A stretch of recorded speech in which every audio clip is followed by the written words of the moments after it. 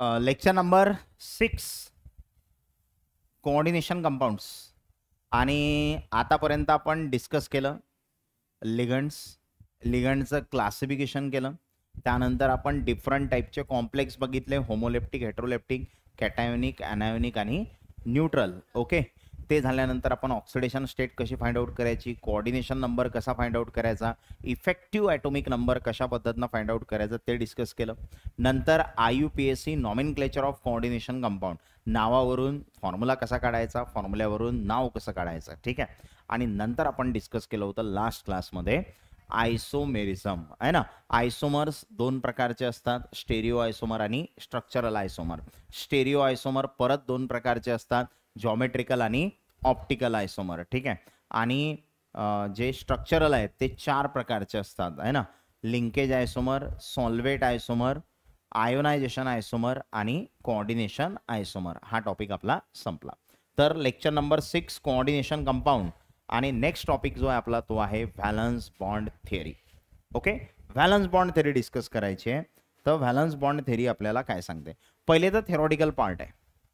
जो theoretical part फक्त तुम्हाला माहीत असणं गरजेचं आहे, याच्यावरती एक्झाममध्ये क्वेश्चन येत नाही. थेरॉटिकल पार्टवरती थेरी लिहायला व्हॅलन्स बॉन्ड थेरी लिहा असं काही येणार आहे का, नाही. आपल्याला क्वेश्चन देतील, जो व्हॅलन्स बॉन्ड थेरीचा वापर करून आपण काय करणार आहोत, सॉल्व्ह करणार आहोत. ठीक आहे, व्हॅलन्स बॉन्ड थेरीचा वापर करून आपण तो क्वेश्चन सॉल्व्ह करू. ओके, मग आता सर्वात आधी व्हॅलन्स बॉन्ड थेरीमध्ये हा टॉपिक थोडा तुम्हाला ऐकलेला वाटत असेल. व्हॅलन्स बॉन्ड थेरी कोणत्या चॅप्टरमध्ये आपण याच्या आधी शिकलेलो, केमिकल बॉन्डिंग. हा, केमिकल बॉन्डिंगमध्ये व्हॅलन्स बॉन्ड थेरी होती, ती आपण बघितली होती for the formation of covalent compounds आहे ना. कोव्हॅलंट कंपाऊंड कसे तयार होतात त्याच्यासाठी बघितली होती.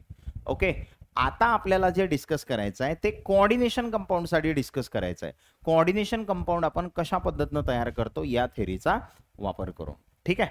तर ही थेरी आपल्याला काय सांगते की जो आपला मेटल आहे ना, आता मेटल कुठं आहे आपला, समजा माझ्याकडे कोऑर्डिनेशन कंपाऊंड आहे CONH3/6, CONH3/6 आणि बाहेर आहे Cl3. आता या कंपाऊंड मध्ये जो CO आहे तो आपला मेटल आहे, सेंट्रल मेटल म्हणतो आपण त्याला. ठीक आहे. आणि हा जो NH3 आहे याला काय म्हणतो आपण, लिगंड म्हणतो. काय म्हणतो याला, लिगंड. तर आता आपल्याला या मेटल आणि लिगंडचं काम आहे. ओके, तर या व्हॅलन्स बॉन्ड थेरीमध्ये काय होते की हा CO म्हणजे मेटल आणि लिगंड यांच्यामध्ये कोऑर्डिनेट बॉन्ड तयार होते. आणि हा कोऑर्डिनेट बॉन्ड कशा पद्धतीनं तयार होते ते आपल्याला कोण सांगते, VBT म्हणजे व्हॅलन्स बॉन्ड थिअरी. ओके, मग याच्यामध्ये जो आपला मेटल आहे, जसं इथं मेटल कोण आहे आपला, कोबाल्ट. तर मेटल काय करते, आपल्याला काय प्रोव्हाइड करते, व्हॅकंट डी ऑर्बिटल आहे ना. म्हणजे मेटल आपल्याला व्हॅकंट डी व्हॅकंट म्हणजे एम्प्टी डी ऑर्बिटल आपल्याला कोण देते, मेटल देते. कशासाठी, for the formation of coordinate bond. कोणासोबत, लिगंड सोबत. लिगंड सोबत कोऑर्डिनेट बॉन्ड तयार करण्यासाठी आपल्याला मेटल काय करते, व्हॅकंट डी ऑर्बिटल देते है ना. आणि vacant d orbital along with S and P orbital of the metal ion take part in hybridisation. मग हायब्रिडायझेशन मध्ये कोण पार्टिसिपेट करेल, तर हायब्रिडायझेशन मध्ये S ऑर्बिटल, P ऑर्बिटल. कोणासोबत, D सोबत. D तर हायब्रिडायझेशन मध्ये भाग घेतेच, पण त्याच्यासोबत अजून कोण भाग घेते, S आणि P ऑर्बिटल. ठीक आहे. आणि the number of vacant hybrid orbital form, hybrid orbital किती तयार होतील हे कशावर डिपेंड आहे, नंबर ऑफ लिगंड डोनर आहे ना. म्हणजे लिगंड किती इलेक्ट्रॉनच्या पेअर देऊ राहिला याच्यावर डिपेंड आहे की हायब्रिड ऑर्बिटल किती तयार होतील है ना. जसं लिगंड 4 इलेक्ट्रॉनच्या पेअर देऊ राहिला तर 4 ऑर्बिटल लागतील की नाही ठेवण्यासाठी. लिगंड जर 6 इलेक्ट्रॉनच्या पेअर देऊ राहिला तर ठेवण्यासाठी किती ऑर्बिटल लागतील, 6. म्हणजे ऑर्बिटल किती लागणार आहेत हायब्रिड ऑर्बिटल हे कशावर डिपेंड आहे, लिगंडवर. कारण लिगंड किती इलेक्ट्रॉनच्या पेअर देते याच्यावर डिपेंड आहे किती ऑर्बिटल लागतील. ठीक आहे. नंतर atom surrounding the metal ion which equals the coordination number of metal. आणि जे इलेक्ट्रॉनच्या पेअर देतात त्याच्यावरूनच आपण काय काढतो, कोऑर्डिनेशन नंबर. जर 4 इलेक्ट्रॉनच्या पेअर दिल्या तर कोऑर्डिनेशन नंबर 4 आहे ना. म्हणजे हायब्रिड ऑर्बिटल म्हणजेच किती असतील हायब्रिड ऑर्बिटल, जेवढा कोऑर्डिनेशन नंबर असेल. कोऑर्डिनेशन नंबर 6 आहे तर हायब्रिड ऑर्बिटल किती लागतील, 6 लागतील. ठीक आहे असं. आणि overlap between vacant hybrid orbital of metal and filled orbital of the ligand leads to formation of metal ligand coordinate bond. तर आता कोऑर्डिनेट बॉन्ड कसा तयार होते, तर मेटल जवळ व्हॅकंट हायब्रिड ऑर्बिटल आहेत. मेटल जवळ कोणते ऑर्बिटल आहेत, व्हॅकंट हायब्रिड ऑर्बिटल, आणि जो लिगंड आहे त्याचे फिल्ड ऑर्बिटल आहेत. कारण लिगंड जवळ इलेक्ट्रॉनची पेअर आहे, मग पेअर आहे म्हणजे त्याचा ऑर्बिटल भरेल आहे, म्हणजे त्याचं फिल्ड ऑर्बिटल याचं व्हॅकंट ऑर्बिटल. कोणता बॉन्ड तयार होईल, कोऑर्डिनेट बॉन्ड. कारण कोऑर्डिनेट बॉन्ड मध्ये मी तुम्हाला शिकवलं होतं एकाजवळ व्हॅकंट ऑर्बिटल असते आणि एकाजवळ इलेक्ट्रॉनची पेअर असते. पेअर आहे म्हणजे त्याचा ऑर्बिटल भरेल आहे, कारण एका ऑर्बिटल मध्ये 2 इलेक्ट्रॉन बसतात. ठीक आहे. नंतर hybrid orbital use by the metal ion point in the direction of the ligand. जे हायब्रिड ऑर्बिटल असतात ते कोणत्या डायरेक्शन मध्ये असतात, लिगंडच्या डायरेक्शन मध्ये असतात ओव्हरलॅपिंग करण्यासाठी. आणि आता महत्वाचं, जे डी ऑर्बिटल तुम्ही यूज करणार आहे 2 प्रकारचे आहेत. एक असते n-1 डी ऑर्बिटल आणि एक असते nd ऑर्बिटल. जर n-1 डी ऑर्बिटल असेल, कोणतं ऑर्बिटल असेल, n-1 डी ऑर्बिटल हायब्रिडायझेशन मध्ये भाग घेत असेल. हायब्रिडायझेशन म्हणजे काय, ऑर्बिटलची मिक्सिंग आणि नवीन ऑर्बिटल तयार होतात, त्याला आपण हायब्रिडायझेशन म्हणतो. ठीक आहे. ऑर्बिटल मिक्स होतात आणि नवीन ऑर्बिटल तयार होतात. 4 मिक्स झाले तर नवीन 4 तयार होतात आहे ना, ते म्हणजे हायब्रिड ऑर्बिटल. तर हायब्रिडायझेशन मध्ये कोणते ऑर्बिटल पार्टिसिपेट केले, n-1 डी, तर त्या ऑर्बिटलला आपण म्हणू इनर ऑर्बिटल कॉम्प्लेक्स. आणि जर हायब्रिडायझेशन मध्ये nd ऑर्बिटल पार्टिसिपेट केलं, कोणते ऑर्बिटल, nd, तर त्या ऑर्बिटलला कॉम्प्लेक्सला म्हणू आउटर ऑर्बिटल कॉम्प्लेक्स.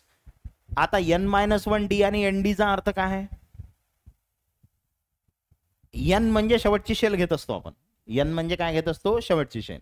मग शेवटच्या शेलचा डी असेल तर आउटर ऑर्बिटल, आणि n-1 म्हणजे शेवटच्या शेलच्या आधीचा.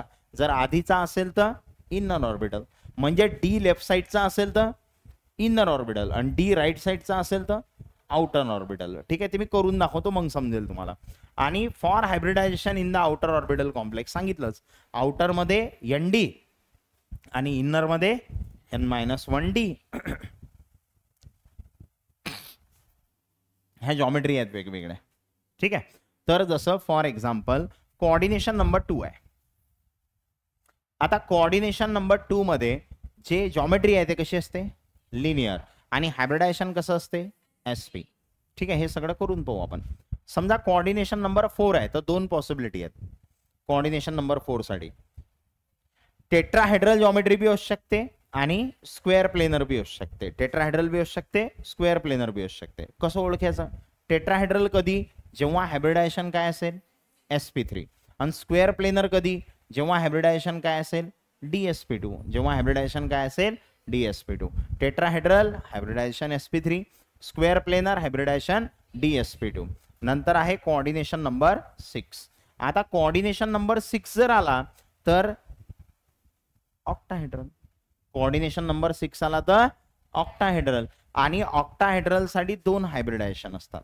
कोणते, d2sp3 किंवा sp3d2. हे तुम्हाला सारखंच वाटू शकते कारण याच्यात बी d2sp3 त्यात sp3d2 आहे, पण दोघांमध्ये फरक आहे. काय फरक आहे, याच्यात d आधीचा आहे आणि त्याच्यात d नंतर आहे. आधीचा आहे म्हणजे हा इनर ऑर्बिटल कॉम्प्लेक्स आहे, हा नंतरचा आहे म्हणजे आउटर ऑर्बिटल कॉम्प्लेक्स आहे. फरक आहे दोघांमध्ये. ठीक आहे. तर ऑक्टाहेड्रल साठी d2sp3 किंवा sp3d2. ओके, हे थेरॉटिकल बॅकग्राऊंड आहे, हे तुम्हाला माहिती पाहिजे क्वेश्चन सॉल्व्ह करण्यासाठी. याच्यावर क्वेश्चन येते का, नाही, याचा यूज करायला लागते आपल्याला प्रश्न सॉल्व्ह करण्यासाठी. ठीक आहे, तो यूज कसा करायचा ते आपण पाहू. मग आता स्टेप्स कोणत्या असतात मेटल लिगंड बॉन्डिंग साठी. Okay, steps to understand metal ligand bonding. आपल्याला मेटल आणि लिगंडची बॉन्डिंग, सरकून जाणं असे तिकडे, सारखा असे. मेटल लिगंड बॉन्ड जर तयार होते तर त्या कोणत्या स्टेप्स न तो तयार होते, त्या स्टेप्स आपल्याला फॉलो करायच्या आहेत क्वेश्चन सॉल्व्ह करण्यासाठी. पहिली स्टेप, सगळ्यात पहिले काय करायचं, find oxidation state of central metal. जो सेंट्रल मेटल आहे त्याची काय फाइंड आउट करा, ऑक्सिडेशन स्टेट. पहिली स्टेप. पहिल्या स्टेप मध्ये काय काढणार, ऑक्सिडेशन स्टेट सेंट्रल मेटलची. दुसरी step, write valence shell electronic configuration of metal ion. आता मेटल आयन तयार झालं, ऑक्सिडेशन स्टेट काढली म्हणजे आता आपल्याला त्याचं व्हॅलन्स शेल इलेक्ट्रॉनिक कॉन्फिगरेशन काढायचं आहे. व्हॅलन्स शेल म्हणजे शेवटची शेल, शेवटच्या शेलचं इलेक्ट्रॉनिक कॉन्फिगरेशन आपल्याला काढायचं आहे साध्या सोप्या भाषेत. ठीक आहे, शेवटचं कॉन्फिगरेशन म्हणतो जे बॉन्ड फॉर्मेशन मध्ये पार्टिसिपेट करणार. ठीक आहे, त्याचं इलेक्ट्रॉनिक कॉन्फिगरेशन काढा. नंतर फ्रॉम द नंबर ऑफ लिगंड्स, आता लिगंड्स किती आहेत त्याच्यावरून फाइंड करा number of metal ion orbital required for bonding, है ना. म्हणजे लिगंड किती आहेत त्याच्यावरून तुम्हाला समजेल की मेटल जवळचे किती ऑर्बिटल लागतील बॉन्डसाठी. कारण लिगंड जर 4 आहेत मोनोडेंटेड तर ते 4 इलेक्ट्रॉनच्या पेअर देणार आहेत, तर ऑर्बिटल किती लागतील, 4 लागतील. जर 6 लिगंड असले मोनोडेंटेड तर 6 इलेक्ट्रॉनच्या पेअर देतील, ऑर्बिटल किती लागतील, 6 लागतील. बरोबर आहे. मग आपल्याला त्याच्यावरून लिगंड वरून माहित पडते की आपल्याला ऑर्बिटल किती लागतील मेटलचे. ठीक आहे.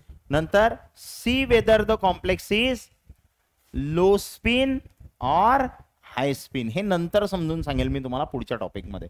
ठीक आहे, म्हणजे तुम्हाला चेक करायचं आहे कॉम्प्लेक्स लो स्पिन आहे की हाय स्पिन आहे. अप्लिकेबल ओनली फॉर, हे कोणासाठी अप्लिकेबल असते, octahedral complex with D4 to D8 झालं इथं, हे पाहिजे D7.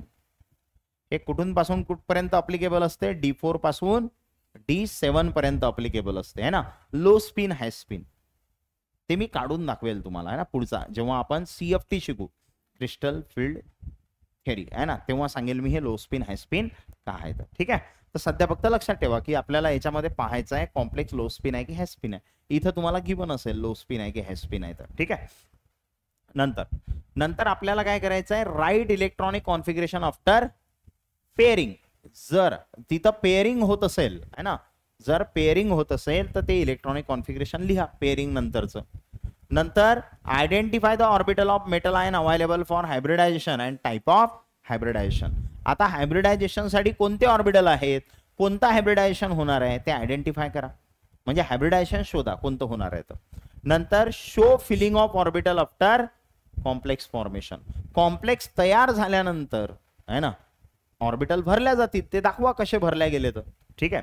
नंतर determine the number of unpaired electron. Unpaired electron आहेत का शोधा, आणि असले तर पॅरामॅग्नेटिक, आणि नसले तर डायमॅग्नेटिक. अरे माहिती आहे ना. हा, तर ते आपल्याला बघायचं आहे, म्हणजे त्याचा आपल्याला प्रिडिक्ट करायचा आहे मॅग्नेटिक बिहेवियर. तो डायमॅग्नेटिक असेल की पॅरामॅग्नेटिक असेल हे आपल्याला प्रिडिक्ट करायचं आहे. ठीक आहे, हे झालं बॅकग्राऊंड तयार. आता हा क्वेश्चन आहे, हा बोर्ड पॉइंट ऑफ व्ह्यू इथे लिहिलेला क्वेश्चन आहे, म्हणजे बोर्ड एक्झाम मध्ये हा 3 किंवा 4 मार्क्स साठी येतो. मग तेव्हा तुम्हाला लिहायचं कसं आहे, रिप्रेझेंटेशन कसं पाहिजे, तर हे रिप्रेझेंटेशन सर्व व्यवस्थित मी आता सांगतो तुम्हाला कसं पाहिजे. तर क्वेश्चन दिलेला आहे तुम्हाला, काय दिलेला आहे क्वेश्चन बघा. क्वेश्चन काय आहे, CO NH3/6. काय आहे क्वेश्चन, CONH3/6 आणि त्याच्यावर चार्ज किती आहे, 3+. सर्वात पहिली स्टेप काय असते सांगा बरं, ऑक्सिडेशन स्टेट काढा. आताच सांगितलं, गजनी सारखं करत नव्हतं आहे की नाही, पटापट सांगा ना, शॉर्ट टर्म मेमरी लॉस नाही पाहिजे आपल्याला. ओके, सध्याच सांगितलं पहिली स्टेप काय आहे, ऑक्सिडेशन स्टेट काढा. मग आता ऑक्सिडेशन स्टेट काढता येते. कोबाल्टची किती घेणार, X माहित नाही ना.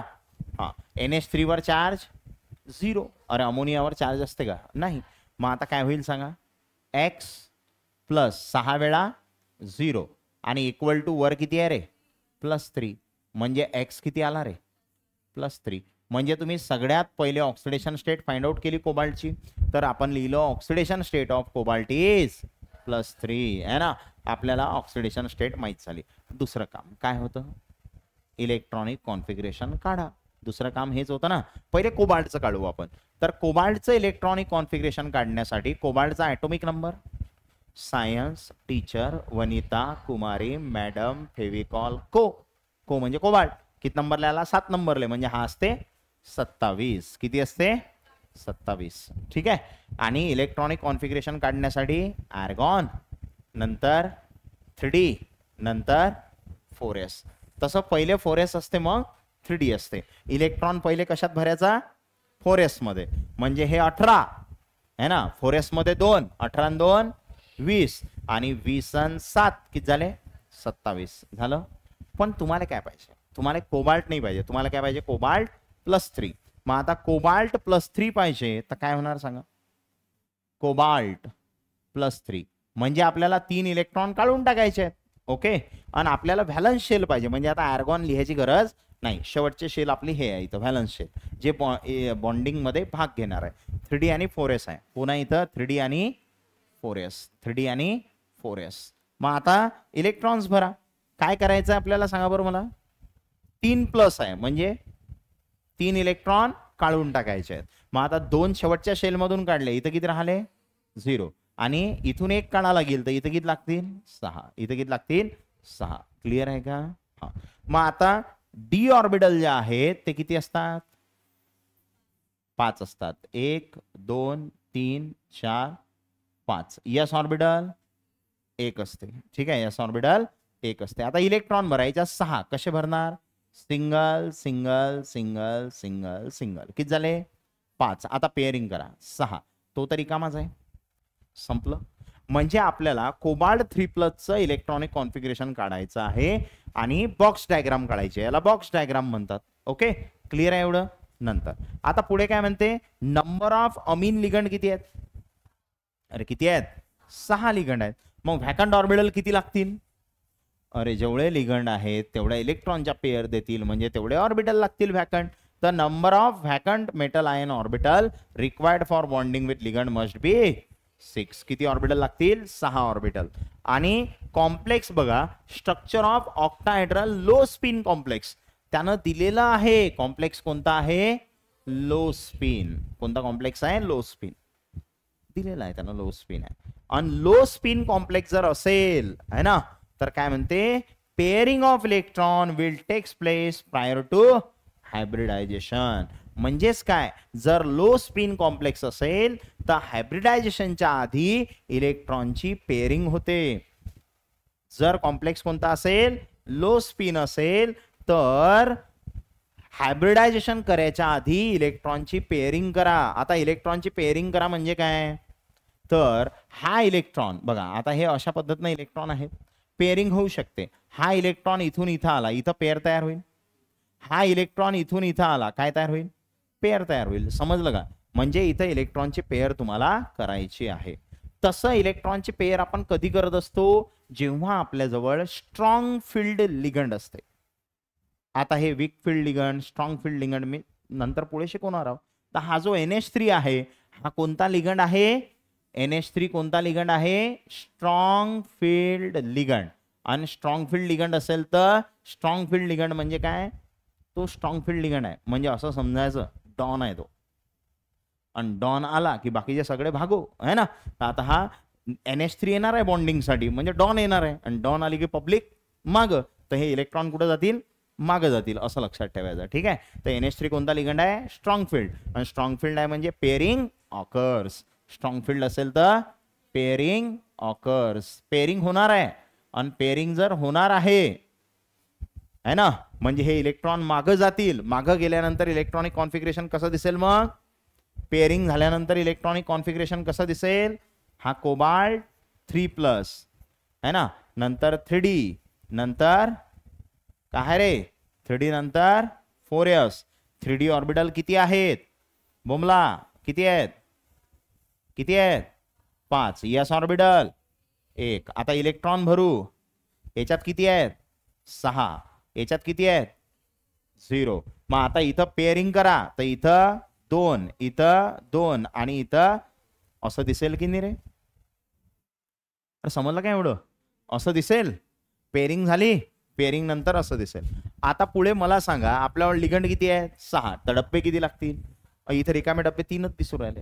मग आता 4sच्या नंतर कोण असते, 4sच्या नंतर कोण असते 4p. आणि p ऑर्बिटल किती असतात, अरे p ऑर्बिटल किती असतात 3. मग आता याच्यात बी इलेक्ट्रॉन किती आहेत 0, काही नाही आहे. मग आता पुढे काय करसाल तुम्ही, 6 लिगंड आहेत म्हणून 6 ऑर्बिटल लागतील. म्हणजे या 6 जणांची मिक्सिंग होणार, म्हणजे हे 2 आणि हे झाले का 6, 2 1 आणि 3 है ना, झाले 6. तर हे 6 ऑर्बिटल आता काय होतील, मिक्स होतील आणि नवीन 6 तयार होतील, बरोबर. तर 6 ऑर्बिटल्स अवेलेबल फॉर हायब्रिडायझेशन. कोणकोणते? 2 कोणते आहेत? 3D. एक कोणता आहे? 4s. आणि 3 कोणते आहेत? 4p. बघा ना का आहे इथं 2 3D, 1 4s आणि 3 4p. मग आता जर तुम्ही CO3+ साठी बघितलं तर कसं दिसेल तुम्हाला? इथं 3D. नंतर आता काय होणार रे? हायब्रिडायझेशन होणार ना. किती ऑर्बिटल? 6. म्हणजे काय तयार होतील? 6s. कोणते आहेत? पहिले D आहेत 2, मग S आणि मग P 3. असं आहे ना. पहिले 2 D आहेत, मग S आहे आणि P किती आहेत? 3. म्हणजे 6d2sp3 हायब्रिड ऑर्बिटल्स दिसतील ना. हा. मग आता जर तुम्ही इथं इलेक्ट्रॉन्स बघितले तर डी मध्ये किती इलेक्ट्रॉन होते? 6. डी मध्ये इलेक्ट्रॉन्स किती होते? 6. आणि ऑर्बिटल किती राहिले डी मध्ये? पहा, हे तर गेले हायब्रिडायझेशन मध्ये. किती राहिले? 3. किती ऑर्बिटल राहिले इथं? 3 ऑर्बिटल राहिले. आणि इथं 6 तयार झाले नवीन. किती तयार झाले? 6. 1 2 3 4 5 6. आता इलेक्ट्रॉन्स किती आहेत याच्यात? याच्यात 6 आहेत. 2 2 2. अरे असंच आहे ना. आणि हे 6 तर रिकामेच आहेत की नाही. आता काय होईल ते सांगा. आता आपल्याला 6 लिगंड आहे. 6 लिगंड 6 इलेक्ट्रॉनच्या पेअर सेंट्रल मेटल सोबत शेअर करतील है ना. म्हणजे हे 6 डब्बे आता भरतील. आणि हे 6 डब्बे भरतील ना. हा. तर the orbitals for hybridisation are decided from the number of amine ligand which is 6. Amine ligand 6 आहेत तर हायब्रिड ऑर्बिटल 6 डिसाइड झालं. हियर आता तुम्ही डी ऑर्बिटल कोणते वापरले याच्यात सांगा बरं. डी ऑर्बिटल कोणते वापरले? तिकडचा डी वापरला की इकडचा वापरला? इकडचा वापरला. म्हणून याला कोणता कॉम्प्लेक्स म्हणायचं? Inner orbital. तर n-1 डी ऑर्बिटल पार्टिसिपेट है ना in hybridisation. Hence it is low spin complex है ना. आणि किंवा तुम्ही त्यालाच काय म्हणणार? Inner orbital complex. कोणता कॉम्प्लेक्स आहे? Inner orbital complex. कारण तुम्ही डी ऑर्बिटल कोणतं वापरलं? n-1 वाला वापरलं आहे ना. n-1 डी वापरलं म्हणून इनर ऑर्बिटल कॉम्प्लेक्स पेअरिंग झाली म्हणून लो स्पिन आहे म्हणून पेअरिंग झाली. ठीक आहे. मग आता electronic configuration after complex formation. Complex तयार झाल्यानंतर इलेक्ट्रॉनिक कॉन्फिगरेशन कसं दिसेल? अरे कॉम्प्लेक्स तयार झाला म्हणजे लिगंडनं सेंट्रल मेटल सोबत इलेक्ट्रॉनची पेअर शेअर केली म्हणजे हे डब्बे भरले ना. म्हणजे आता कसं दिसेल? इथं दिसेल तुम्हाला 3D आणि इथं 6d2sp3 हायब्रिड ऑर्बिटल्स. ठीक आहे. मग आता डी ऑर्बिटल आपल्याजवळ आहे 3 आणि हे किती आहेत? किती आहेत? 6. ठीक आहे. आता इलेक्ट्रॉन्स भरू तर याच्यात आहेत 6 2 2 2 आणि याच्यात कॉम्प्लेक्स तयार होईल ना. कॉम्प्लेक्स तयार झाला म्हणजे 6 लिगंड इथं 6 पेअर देतील इलेक्ट्रॉनच्या. झाल्या का? 6 झाल्या. 6 पेअर. मग आता तुमच्या काय लक्षात आलं? सगळे इलेक्ट्रॉन कसे दिसू राहिले? पेअर्ड. म्हणजे ऑल इलेक्ट्रॉन्स आर पेअर्ड. आणि सगळे पेअर्ड आहेत म्हणजे काय रे? डायमॅग्नेटिक. सगळे पेअर्ड आहेत म्हणजे काय आहे? डायमॅग्नेटिक. समजलं? सगळे पेअर्ड आहेत म्हणजे काय आहे? डायमॅग्नेटिक. मग आता याचं स्ट्रक्चर कसं असेल? आता तुम्हाला काय काय माहित झालं सांगा. तुम्हाला सगळ्यात पहिले माहित झालं हायब्रिडायझेशन कोणतं आहे? D2sp3 hybridisation. कोणतं हायब्रिडायझेशन आहे? D2sp3 hybridisation. आणि हे हायब्रिडायझेशन असेल तर जॉमेट्री कोणती असते? ऑक्टाहेड्रल. कोणती जॉमेट्री असते? Octahedral geometry. कोणती जॉमेट्री आहे? Octahedral geometry. अजून तुम्हाला माहित झालं की डी इकडचा आहे. इकडचा डी आहे म्हणून इनर ऑर्बिटल कॉम्प्लेक्स. कोणता कॉम्प्लेक्स आहे? Inner orbital complex. अजून काय माहित झालं? All electrons are paired. आणि सगळे इलेक्ट्रॉन पेअर्ड आहेत म्हणून डायामॅग्नेटिक. म्हणून काय आहे? डायामॅग्नेटिक. याला म्हणतात याचं पोस्टमॉर्टम आहे ना. आता सगळंच माहित झालं. म्हणजे एक्झाम मध्ये जो क्वेश्चन येईल तुम्हाला MCQ यातलाच काहीतरी हा कॉम्प्लेक्स देतील आणि त्याच्याविषयी यातलं काहीतरी विचारतील. अरे समजलं का? ठीक आहे. मग आता याचं स्ट्रक्चर ऑक्टाहेड्रल आहे. आता तुम्हाला आठवत असेल तर मागच्या क्लासमध्ये मी ऑक्टाहेड्रल जॉमेट्री तुम्हाला दाखवली होती. आठवते ना? हा. तर ऑक्टाहेड्रल जॉमेट्री जर तुम्ही बघितली तर असं दिसेल. सेंटरला आहे कोबाल्ट. 1 2 3 4 5 6 असे 6 जण असतात है ना. आणि कोण अटॅच आहेत रे हे 6 NH3. 6 कोण अटॅच आहेत NH3. ठीक आहे 6 अटॅच आहेत NH3.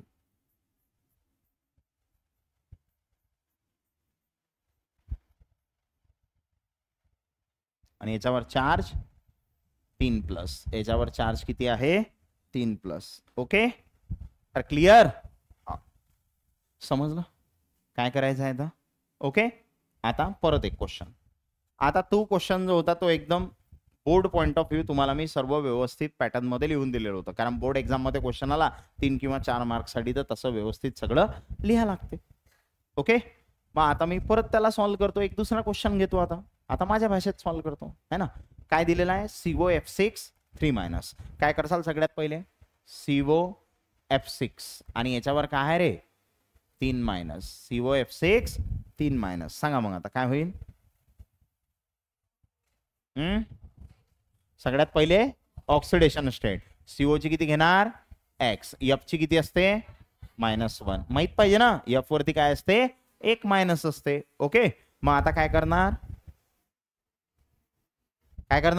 X 6 वेळा F किती आहे -1 इक्वल टू किती आहे वर जो असते तो इक्वल मध्ये है ना. वर जो असते तो इक्वल मध्ये. मग काय होणार X -6 equal to -3.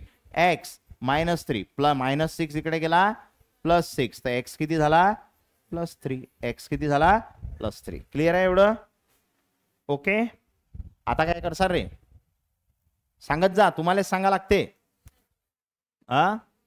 Electronic configuration काढणार सेकंड स्टेप. मग आता कोण आहे आपल्याला दिलेला कोबाल्ट. कोबाल्टचा atomic number 27. थोड्या वेळापूर्वीच सांगितलं कोबाल्टचा ॲटॉमिक नंबर 27. मग काय येणार आर्गॉन नंतर 3D नंतर 4s. आता इलेक्ट्रॉन भरा. इलेक्ट्रॉन भरले तर 18 2 20 20 आणि 7 27. आपल्याला कोबाल्ट नाही पाहिजे. आपल्याला कोबाल्ट वरती किती चार्ज पाहिजे +3. मग कोबाल्ट +3 कसा काढणार कोबाल्ट +3 सांगा रे. कोबाल्ट वर 3+ पाहिजे ना. हा मग 3+ चा अर्थ काय आहे काय अर्थ आहे 3 इलेक्ट्रॉन काढून टाकणे. मग 3 इलेक्ट्रॉन कुठून काढणार शेवटच्या शेल मधून 2 म्हणजे इथं 0 आणि 1 इथून तर इथं किती 6. मग आता काय काढायला लागते बॉक्स डायग्राम. ठीक आहे बॉक्स डायग्राम साठी d ऑर्बिटल किती असतात 5 s ऑर्बिटल 1. आता याच्यात इलेक्ट्रॉन भरा लागतील 6 आहेत. कसे भरणार सिंगल सिंगल सिंगल सिंगल 5 आणि हा 1 6 झाले. आता कॉम्प्लेक्स पा कोणता दिलाय हाय स्पिन दिलाय है ना. हाय स्पिन असला तर पेअरिंग होते का नाही. लो स्पिन असला तर पेअरिंग होते.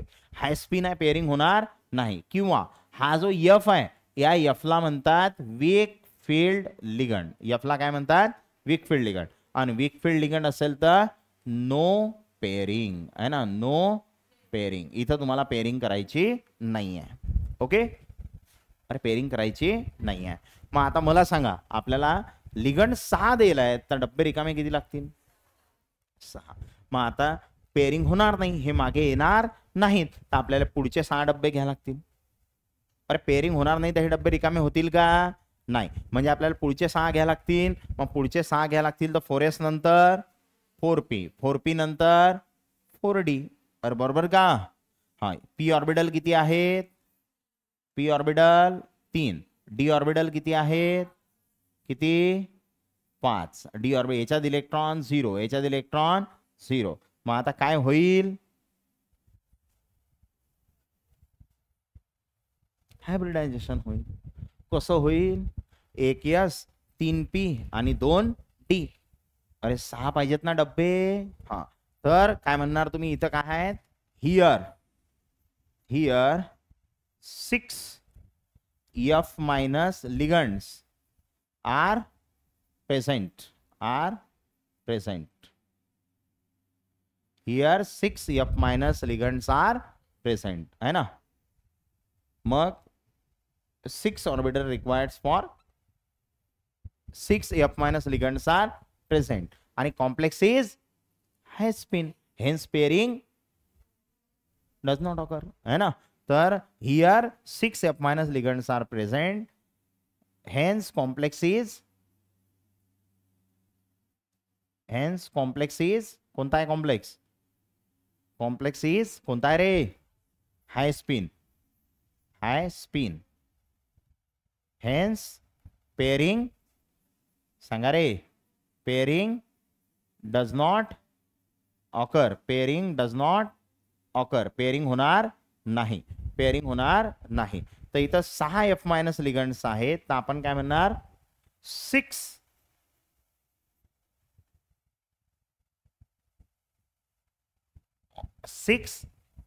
empty किंवा vacant orbitals are required for complex formation. अरे कॉम्प्लेक्स तयार करायसाठी 6 ऑर्बिटल लागतील ना. हा, मग या 6 ऑर्बिटलचं काय होणार? हायब्रिडायझेशन होणार, है ना. तर इथं काय तयार होईल मग? 6sp3d2 है ना. 6sp3d2 hybrid orbitals are formed.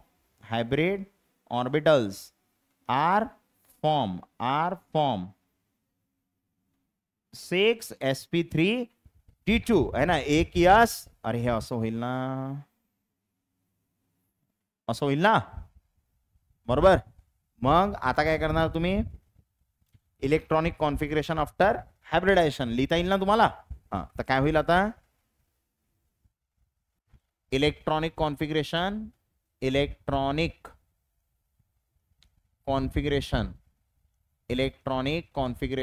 After hybridisation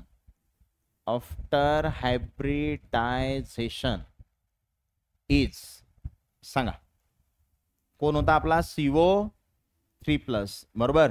आणि काय होतं इथं? 3D मध्ये 6 3D होतं आणि 6 काय तयार झाले? sp3d2 हायब्रिड ऑर्बिटल्स तयार झाले. ठीक आहे. मग आता इलेक्ट्रॉन भरले तर याच्यात किती आहे? 6. डी ऑर्बिटल किती होते? 5. आणि हे ऑर्बिटल किती तयार झाले? 6. 3 4 5 6. आता याच्यात इलेक्ट्रॉन भरा, तर याच्यात 6 होते. पहिले सिंगल भरेल होते आणि मग काय करेल होती? एक पेअरिंग. असंच होतं ना. 6 होते याच्यात आणि आता हायब्रिडायझेशन झाल्यावर हे असं दिसेल, है ना. मग आता काय काढसाल?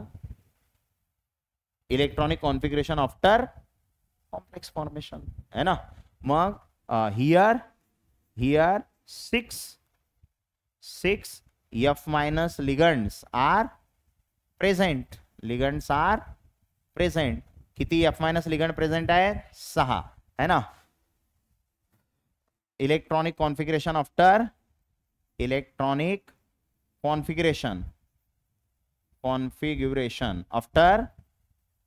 complex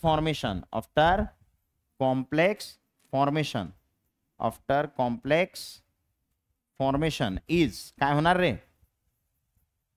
अरे कॉम्प्लेक्स फॉर्म झाल्यावर काय होईल? हे डब्बे भरतील ना. हा, मग बोला ना. कॉम्प्लेक्स फॉर्म झाल्यानंतर काय होईल? डब्बे भरतील. आणि हे डब्बे जर भरले तर कसं दिसेल सांगा? हे 3D आहे ना. नंतर इथं काय आहेत? 6sp3d2 काय आहेत? Hybrid orbitals. ठीक आहे. मग इथं डी ऑर्बिटल किती आहेत? 5. डी मध्ये इलेक्ट्रॉन किती आहेत? 6. इथं sp3d2 किती आहेत? 6. आता याच्यात इलेक्ट्रॉन भरा. याच्यात 2, याच्यात सिंगल. इथं एक पेयर, इथं एक पेयर, 4 5 आणि 6 असं दिसेल ना. अरे असंच दिसेल ना. हा, चला मग आता पोस्टमॉर्टम करू त्याचं. सांगा पहिले हायब्रिडायझेशन कोणतं झालं?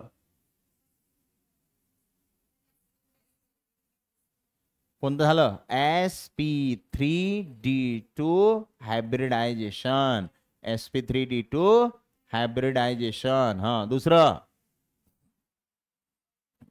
ऑक्टाहेड्रल कोणता आहे? ऑक्टाहेड्रल जॉमेट्री, बरोबर आहे का? sp3d2 आहे म्हणून ऑक्टाहेड्रल जॉमेट्री. इनर ऑर्बिटल आहे की आउटर ऑर्बिटल आहे?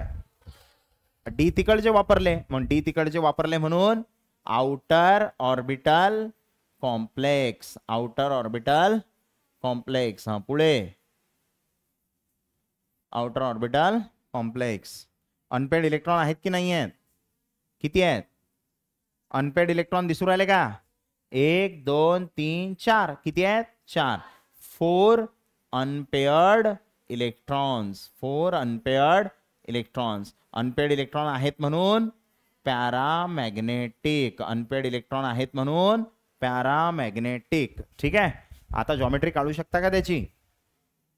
कोण आहे? कोबाल्ट. किती जण अटॅच आहेत? 1 2 3 4 5 6. ठीक आहे. 6 जण अटॅच आहे. त्याच्यावर चार्ज किती आहे पहा? किती आहे? 3 मायनस. आणि त्याला अटॅच कोण आहेत? एफ. म्हणजे इथं तुम्हाला असे 6 एफ अटॅच दाखवायचे आहेत. झालं क्वेश्चन. आता हा माझ्या भाषेत लिहिला मी, म्हणजे तुम्ही असाही लिहिला चालते पेपरात आला तर. थेरी क्वेश्चन हा 3 किंवा 4 मार्क्ससाठी. एक तर अशा पॅटर्न मध्ये लिहा जे मी तुम्हाला सांगितलं, किंवा हा पुस्तकाचा पॅटर्न. हा पुस्तकाचा पॅटर्न. ओके, असंही लिहिलं तरी चालेल. आता तिसरा पॅटर्न आहे आता एमसीक्यू साठी. आता एमसीक्यू साठी एवढं भारूड लिहत बसायचं काय? एमसीक्यू साठी डायरेक्ट सॉल्व्ह करायचं है ना. आता डायरेक्ट सॉल्व्ह करू आपण. काय होईल सांगा? काय दिलाय क्वेश्चन?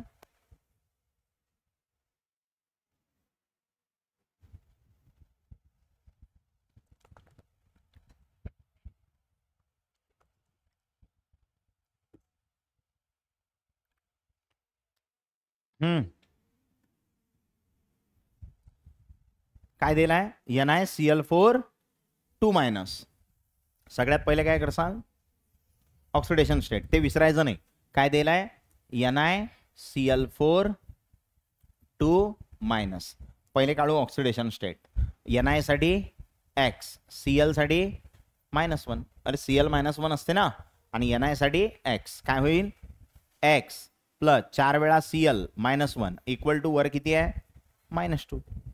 म्हणजे x -4 इक्वल टू -2. म्हणजे x किती झाला? -2. -4 इकडे आला तर +4. तर x किती झाला? +2. झाली ऑक्सिडेशन स्टेट. बरं, ऑक्सिडेशन स्टेट झाली. काय असते? Electronic configuration. मग आपल्याला पाहिजे nickel. Atomic number. Science teacher Vanita Kumari madam Fevicol को नाही म्हणजे निकेल आहे ना. 8 नंबर म्हणजे 28. किती आला हा? 28. ओके. मग आता पुढे आर्गॉन, नंतर काय असते? 3D, नंतर 4s. आता इलेक्ट्रॉन भरा. आर्गॉन 18, 2 20 आणि 8 28. आपल्याला काय पाहिजे? सांगा रे. आपल्याला पाहिजे Ni. सांगा काय पाहिजे? +2. मग आता आर्गॉनचं काम नाही, आपल्याला व्हॅलन्स शेलचं काम आहे. तर इथं 3D आणि नंतर इथं 4s. मग आता +2 आहे. +2चा अर्थ काय होते? 2 इलेक्ट्रॉन काढून टाकले. मग 2 इलेक्ट्रॉन काढले तर इथं 0 आणि इथं 8. आता डी ऑर्बिटल किती आहेत? 5. 1 2 3 4 5. एस ऑर्बिटल किती आहे? 1. ठीक आहे. कॉम्प्लेक्स कोणता दिलाय पहा? टेट्राहेड्रल दिलेला आहे म्हणजे sp3 आहे ना. टेट्राहेड्रल म्हणजे sp3. ओके, टेट्राहेड्रल आहे म्हणजे sp3 आहे. दिलाय त्यांना आपल्याला. मग आता याच्यात इलेक्ट्रॉन्स भरा. डी मध्ये किती इलेक्ट्रॉन आहेत? 8. पहिले कसा भरणार? सिंगल. किती झाले? 5. नंतर 6 7 8. ठीक आहे. आता टेट्राहेड्रलचा अर्थ आहे sp3. म्हणजे हा यस आहे तर पी पुढे आहे. म्हणजे हे डी वापरायला लागतात का? पेअरिंग होणार का? नाही. आता पेअरिंग होणार नाही. हा जो Cl असते हा काय असते? Weak field ligand. म्हणून नो पेअरिंग. इथं पेअरिंग होणार नाही. ओके, वीक फील्ड आहे तो, त्यामुळे पेअरिंग होणार नाही. म्हणजे हा इलेक्ट्रॉन मागे पाठवा लागते का? नाही. मग इलेक्ट्रॉन मागे नाही पाठवा लागत. पण हायब्रिडायझेशन साठी ऑर्बिटल किती पाहिजे? 4. कारण लिगंड किती आहेत? 4 आहेत. लिगंड किती आहेत? 4 आहेत. मग आता आपण काय घेणार? 4s नंतर 4p घेणार. 4s नंतर काय घेणार? 4p. याच्यात 0 इलेक्ट्रॉन आहेत. पी ऑर्बिटल किती? 3. मग आता हायब्रिडायझेशन जेव्हा होईल तेव्हा हे 4 जण मिक्स होतील की नाही? अरे 4 जण मिक्स होतील ना. हा, आणि हे 4 जण जर मिक्स झाले तर नवीन 4 तयार होतील, है ना. मग नवीन 4 जर तयार झाले तर कसं दिसेल? 3D. नंतर इथं काय तयार होतील? 4. काय तयार होतील? 4 sp3. काय तयार होतील? हायब्रिड ऑर्बिटल्स 4 होतील ना तयार. हा, मग आता रे याच्यात किती इलेक्ट्रॉन आहेत? 8. ऑर्बिटल किती आहेत? D orbital 5. आणि हे किती तयार झाले? हे किती तयार झाले? 4. आता इलेक्ट्रॉन भरा. याच्यात 8 आहेत. कसे आहेत? 2 2 2. नंतर सिंगल सिंगल. ठीक आहे. आणि इकडे आता हे 4 डब्बे तयार झाले आणि 4 लिगंड आहेत, तर 4 इलेक्ट्रॉनच्या पेयर देतील ना. त्या इलेक्ट्रॉनच्या पेयर तुम्ही इथं टाकसाल 4. हे आता शॉर्टमध्ये लिहू राहिलो मी क्वेश्चन सॉल्व्ह करण्यासाठी. ठीक आहे. बरं, मग आता तुम्हाला चिरफाड करायची असली तर काय काय समजलं सांगा?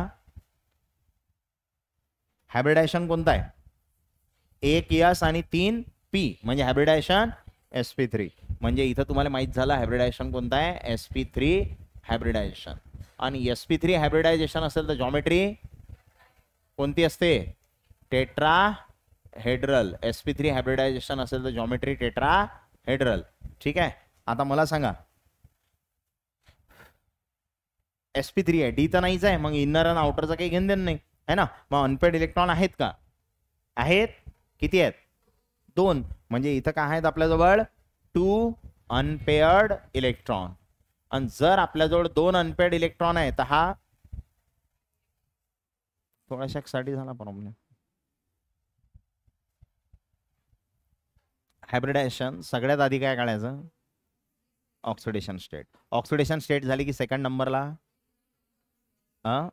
Electronic configuration. ठीक आहे. इलेक्ट्रॉनिक कॉन्फिगरेशन झाल्यावर कोणाचं? पहिले कोबाल्टचं काढलं समजा किंवा निकेलचं काढलं, मग त्याच्यावर किती प्लस आहे त्याचं काढायचं ना. ठीक आहे. मग ते काढल्यानंतर तुम्हाला काय बघायचं आहे? पेअरिंग होते का की होत नाही. पेअरिंग होत असली तर करायची, नशील होत तर राहू द्यायची. मग काय काढायचं? हायब्रिडायझेशन. इलेक्ट्रॉन भरायचे, है ना. मग बघायचं अनपेड आहेत की नाही आहेत. आहेत तर किती अनपेड आहेत आणि किती नाही आहेत. अरे हे काढायला लागेल ना आपल्याला. हा, पुढे मग आता अनपेड माहीत झाले. जर असले तर पॅरामॅग्नेटिक आणि नसले तर डायमॅग्नेटिक. सोपं आहे ना. हा, हायब्रिडायझेशन काय आलं त्याच्यावरून तुम्ही काय सांगसाल? हायब्रिडायझेशन वरून काय सांगसाल? जॉमेट्री सांगणार. हायब्रिडायझेशन वरून काय सांगणार? जॉमेट्री. आता हायब्रिडायझेशन काय आहे ते बघायचं. sp3 असलं तर टेट्राहेड्रल. D2 sp3 असलं तर ऑक्टाहेड्रल. sp3 D2 असेल तर ऑक्टाहेड्रल. बरोबर. त्यानंतर अजून dsp2 असेल तर स्क्वेअर प्लेनर. sp असेल तर लिनियर. ह्या गोष्टी आपल्याला सांगा लागतील.